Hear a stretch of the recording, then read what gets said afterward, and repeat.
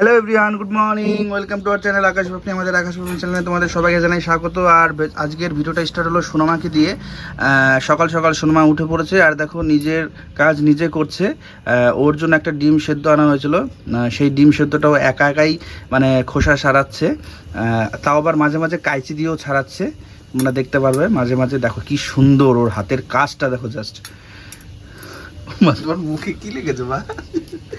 দেখি, দেখো মাঝে মাঝে আবার কাঁচি দিয়েও ছাড়াচ্ছে। দেখো এগুলো ছাড়িয়ে ছেড়ে বাটির মধ্যে ফেলছে। দেখি মা, কাঁচি দিয়ে ছাড়াতে নেই, হাত দিয়ে ছাড়াতে। মা হাত দিয়ে ছাড়াও। দেখো কাঁচি ধরেছে, দেখো কি সুন্দর হাতের কাজ। ওই দেখো কাঁচি দিয়ে ছাড়াচ্ছে। দেখো, ওরে বাবা, এ তো পুরো একদম প্রফেশনাল হাত দেখছি।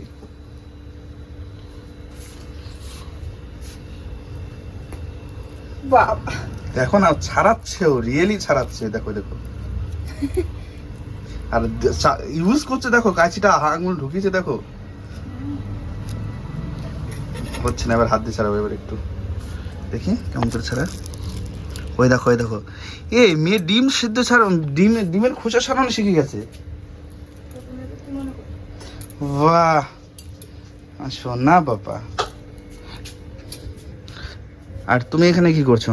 আমি শসা কাটছি আর শসা কাটছি আর দুটো ডিম সেদ্ধ করেছি।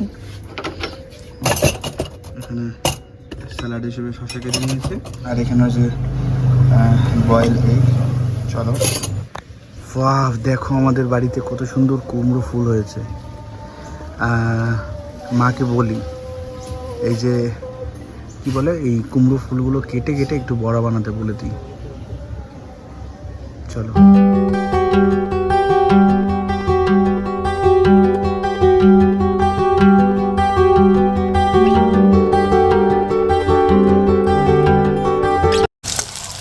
দেখো এগুলো আমাদের বাড়ির গাছের ফুলের পকোড়া হচ্ছে বা ফুলের বড়া। আর এই যে মানে মিষ্টি কুমড়োর ফুল তো আমরা খাই, চাল কুমড়োর ফুলের বড়াও কিন্তু খাওয়া যায়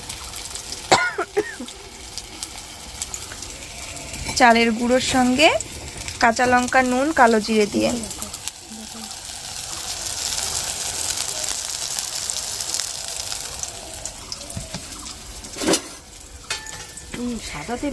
হ্যাঁ, রিফাইন্ড অয়েল হলে একদম ইয়ে হয়। হ্যাঁ, পারো আরো কটা।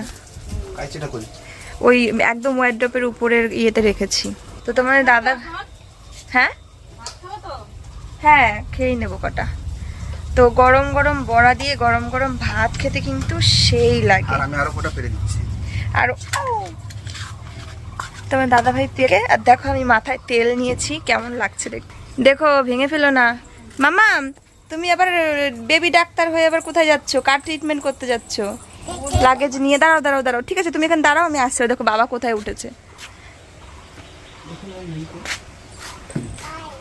নাই, ওই তো আছে একটা। ওগুলো ছোট নাকি? ওই চাল কুমড়োর সামনে একটুখানি আছে তো। ওই দেখো এগুলো মানে রোদের জন্য এরকম হয়ে গেছে। এই দেখো এখান দিয়ে কত ফুল, মানে এত রোদের ঝিল। উপরে উঠলে তোমার দাদা ভাই কিছু চোখেই দেখছে না। আমি ওকে বললাম কি তাহলে ইয়ে করো, সানগ্লাস পরে ওঠো।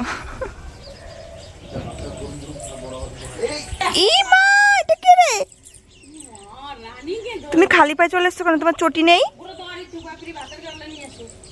যাও ঘরে যাও। মা দৌড় দিয়ে পোকা পিঁপড়ে তাড়াতাড়ি যাও। ওই বালতিতে জল আছে, ওর পাটা ধুইয়ে দাও।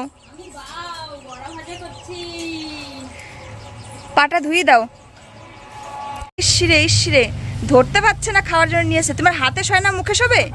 মুখে সব শয় নাকি? ইদি বাবারে। হ্যাঁ, ভিতরে একটু ফাঁকা করে মুখের কাছে নিয়ে জোরে ফু দাও। দেখো না কেন, দেখো না। তুমি এক কাজ করতে পারবা, এখানে আমার মুখ লেগে এমন টানতে পারবা? তোমাকেই তো বললাম সেটা করতে। দেখি ওরকম করবো কেন, তুমি করো। পুড়ে যাবে পুরো মুখ। আর ওই দেখো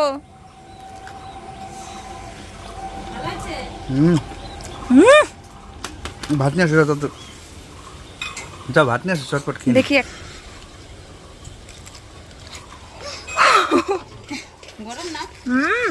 ভিতরে এইটা পুরো বাড়াই গেল। মাম্মা সেই স্বাদ। কামড় দিয়েছে, ভিতরে গরমটাই পুরো বেড়ে ঢুকে গেছে। সবই গরম, ভেতরে গরম বাইরে ঠান্ডা, এর কোনো ব্যাপার নেই, সেই স্বাদ। তুমি কি খাচ্ছো? আচ্ছা এই দেখো মাম্মাম খাচ্ছে পাস্তা, তাই তো? কি খাচ্ছো? আচ্ছা হ্যাঁ, তার ঝাল না, ওটা খাও, ওটা ক্যাপসিকাম খাও। মা তুমি কি খাচ্ছো? হ্যাঁ, পেপস না, পাস্তা। এটা ঝাল না বাবা, গ্রিন কালার জন্য ভেবেছে ঝাল, ওটা ঝাল না, তুমি খাও। ওটা লঙ্কা না, না কে বলেছে ঝাল ওটা? তো মামামকে দেখো ভেজ আর ডিম দিয়ে পাস্তা বানিয়ে দিয়েছি। এটা কিন্তু আটার পাস্তা, এটা হচ্ছে দিসানোর পাস্তা। তো দেখো টাওয়াল পেতে দিয়েছি যাতে মাম্মা আর কি এখানটায় খায় আর কি। দেখো এটা কি বলতো, গাটার। এই যে সোনামার মাথা টাকলু করে দেওয়ার পর আজ প্রথম চুল বাঁধা। যখন ছোট্ট ছিল, ছোট ছোট চুলগুলো ঘাসের মতন বেরিয়ে থাকতো, তখন ওইরকম ভাবে দেখতাম যে মাম্মার চুল বাঁধা গেছে। ওলো ওলো গাটার, দেখি দেখি দেখি দেখি মুখটা দেখি তোমার। যাক, তবে সেই দিন আসছে যখন চুল বাঁধতে পারবো আর ক্লিপ লাগাতে পারবো। দেখি এদিকে আসো। আর 1 মাস পর পুজোর মধ্যে মানে মোটামুটি ধরে বাঁধা যাবে, এটা তো যায় না, তবুও লাগানো হয়েছে কোনো মতে। আর ছোট ছোট ক্লিপ লাগানো যাচ্ছে এখন আস্তে আস্তে একটু একটু করে। বাবাকে দেখাবা? বাবাকে দেখাবা? মাঝে অনেকটা সময় গ্যাপ হয়ে গেছে ভিডিও শ্যুট করতে। তো যাই হোক, মেয়েকে দুপুরবেলা ওই খাওয়ানো, ঘুম পাড়ানো, এগুলো সবই হয়েছে। তারপরে এখন কিন্তু আমি আবার সন্ধেবেলার থেকে ভিডিও স্টার্ট করেছি। সন্ধেবেলা মাম্মাকে আজকে দিয়েছিলাম বানিয়ে একটুখানি পাস্তা, যেটার মধ্যে গাজর, একটুখানি ক্যাপসিকাম দিয়েছি, পেঁয়াজ কুচো দিয়ে। হ্যাঁ মা, হ্যাঁ মা, হ্যাঁ এটা দেবো তোমাকে। দেখো ভিডিওর ভয়েস ওভার করতে গিয়েও কি সমস্যায় পড়তে হয়। যাই হোক, ও সোনামাকে পাস্তা বানিয়ে দিয়েছি, খুব পছন্দ করেছে। যতটা ওকে দিয়েছি সবটা নিজের হাতে খেয়ে নিয়েছে। তো তারপরে এখন আমি জামা কাপড়গুলো ভাঁজ করে নিচ্ছি। বিছানার চাদর, জামা কাপড় কিছু ছিল চেয়ারে জমানো, তো সেগুলো ওকে ভাঁজ করে রাখলাম। আর তার আগে বসিয়েছি মেয়ের জন্য রাতের খাবার। তো সন্ধ্যেবেলা সোনামাকে টিফিন তো মানে সুন্দর একটা টিফিন হয়েছে। তারপরে এখন রাত্রেবেলা ওকে প্লেন ডালিয়া দেবো। আমাদেরও আজকে রাতের খাবারটা কিন্তু একদমই সিম্পল রয়েছে। সেটা হচ্ছে একদম নর্মাল আমাদের গাছেরই চাল কুমড়ো দিয়ে মুসুর ডাল পাতলা করে, আর তার সঙ্গে আলু ভাজা। এটার কম্বিনেশন আমার খুবই ভালো লাগে খেতে।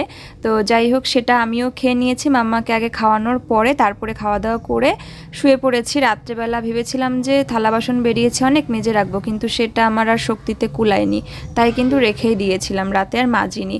এই যে সোনামার ডালিয়াটা দেখো, একটা অর্ধেকটা টমেটোও দিয়েছিলাম, তো হয়ে গেছে। এবার আমি ঘিটা নিয়ে আসতে যাচ্ছি ফ্রিজ থেকে। তোমরা যারা আমার প্রতিদিনকার ব্লগ ভিডিওগুলোতে এত সুন্দর সুন্দর কমেন্ট করছো, তাদেরকে অসংখ্য ধন্যবাদ।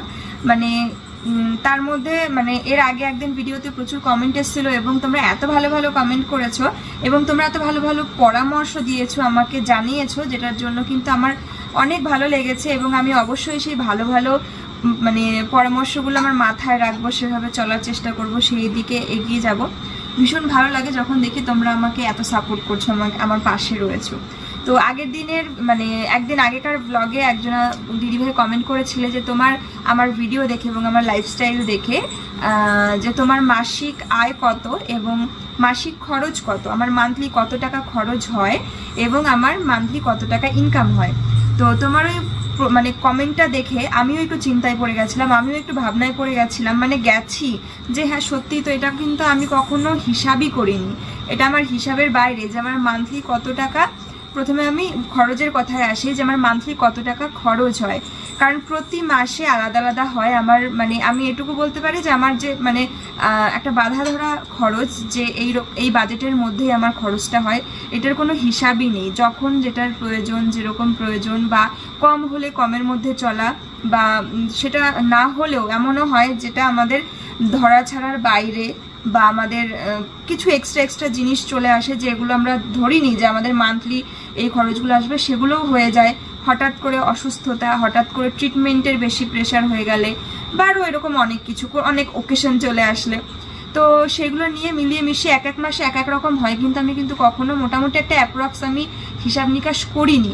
তবে আমি তোমার এই কমেন্টটা আমি মানে মাথায় রেখেছি, এবার আমি ভেবেছি যে আমি হিসাবটা করব যে মোটামুটি আমার মান্থলি একটা অ্যাপ্রক্স কত টাকা খরচ হয়, এবং অবশ্যই তোমাদের সঙ্গেও শেয়ার করব যদি এটা আমি এক্স্যাক্ট মানে মানে সম্ভব হয় যদি। তো তার মধ্যে আমি তোমাদের তোমাদের আমি একটা হালকাভাবে বলতে পারি যে আমার মানে কীরকম খরচ হয়। দেখো মানে আমাদের অবশ্যই সংসার আছে, তো সংসার খরচ তো থাকবেই। তো আমরা প্রতি মাসে সংসার খরচের মধ্যে কিছু কিছু বলতে পারবো, আর অনেক কিছু আছে আমি সেগুলো বলতেই পারবো না, মানে সেগুলো বলাও যায় না বা ধরা যায় না, মানে সেগুলো বলা যায় না উল্লেখ করে করে। তো কিছু কিছু জিনিস যেগুলো আমি বলতে পারছি সেগুলো তোমাদের সাথে শেয়ার করছি।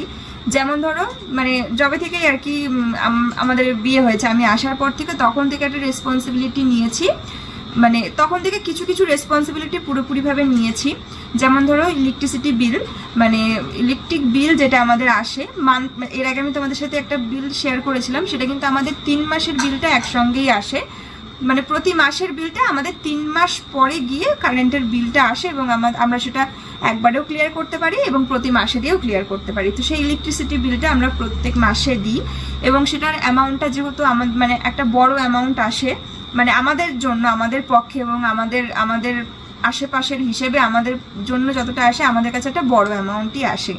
কারণ এখন মানে 2.5 বছর হতে চললো প্রায়, এখন এসিটা অ্যাড হয়েছে, মোটর চলে, প্রচুর লাইট জ্বলে আমাদের বাড়িতে, মানে আমি এর আগের দিন গুনছিলাম 15টা লাইট আমাদের, মানে প্রত্যেকটা সবগুলো একসঙ্গে না জ্বললেও মানে আমাদের যেহেতু আলাদা আলাদা ঘর, বাথরুমগুলো আলাদা আলাদা, বাথরুমের 3টে মানে কক্ষ, সেখানে 3টে লাইট, রান্নাঘর, উঠোন যেহেতু আছে, উঠোনে মানে বাইরের আলো জ্বালানোর জন্য 2টো লাইট, আমাদের ঘরে এই যে একটা বড় লাইট, যেহেতু আমরা ভিডিও করি তো ভিডিওর জন্য জোরালো লাইট দরকার, এই ঘরে একটা, পাশের ঘরে একটা, মানে ওই ঘরেও যেহেতু বিজনেসের জুয়েলারি রয়েছে আমাদের দেখার জন্য, আমাদের সুবিধার্থে, ওখানে ভিডিও তেমন কাজ হয় না কিন্তু আমাদের দেখার সুবিধার্থে, প্যাকেজিংয়ের কাজের সুবিধার্থে বড় লাইট, বারান্দায় একটা লাইট, এবং এখন রিসেন্ট আরও একটা লাইট, মানে আমার ঘরে 4টে লাইট, বাবার ঘরে যে ঘরে আমরা আগে থাকতাম ঘরের ভিতরে লাইট, বাইরে লাইট আরও 2টো লাইট, মার ঘরের ভিতরে লাইট, বারান্দায় 2টো লাইট, ঠাকুর ঘরে, তো এরকম দিয়ে মানে আমাদের বাড়িতে 14 থেকে 15টা লাইট।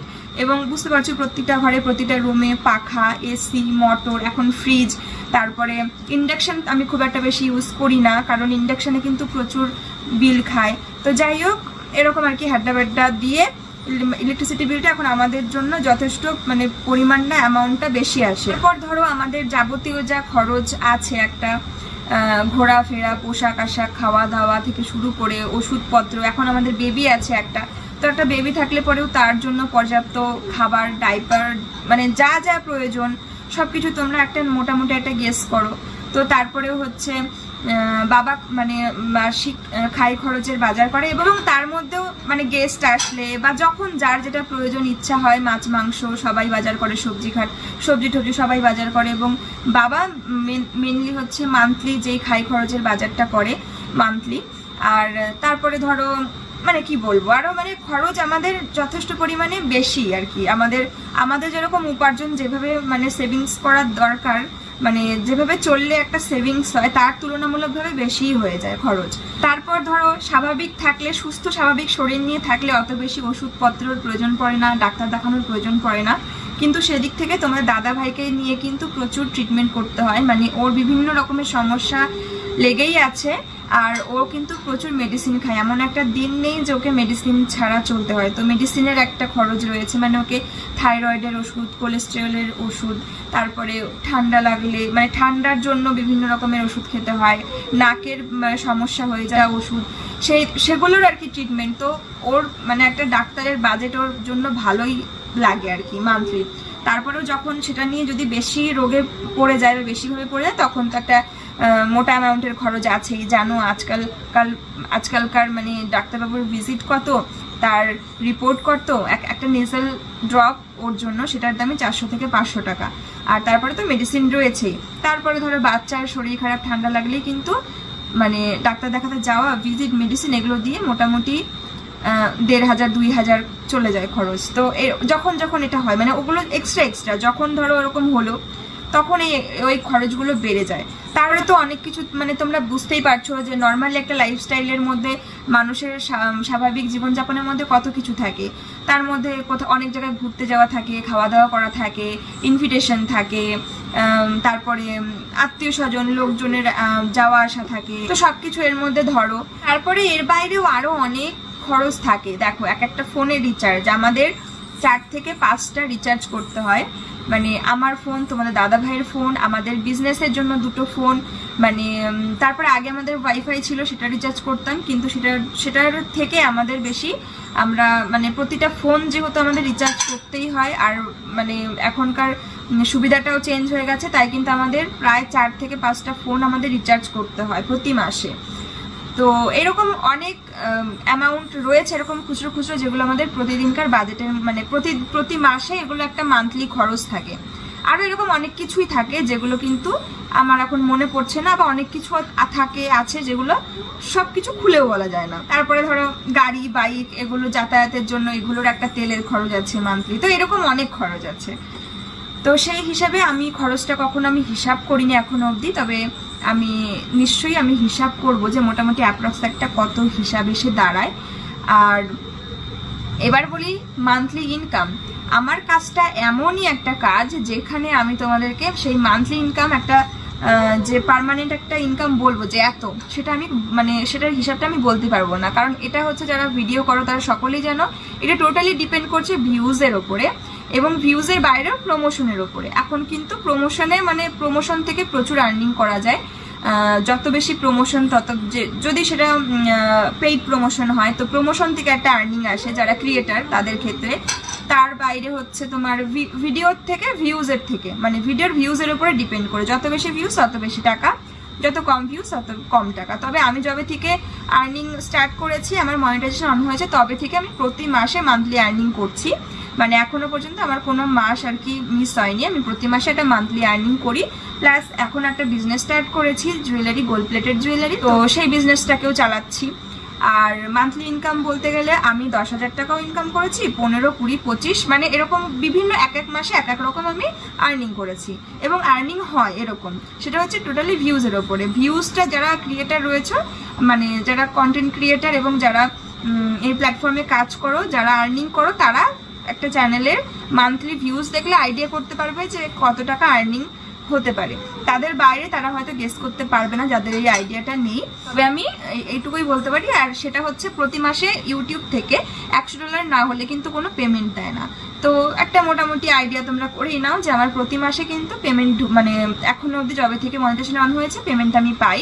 এবার সেটা কম বেশি ভিউজের ওপরে ডিপেন্ড করে পাই।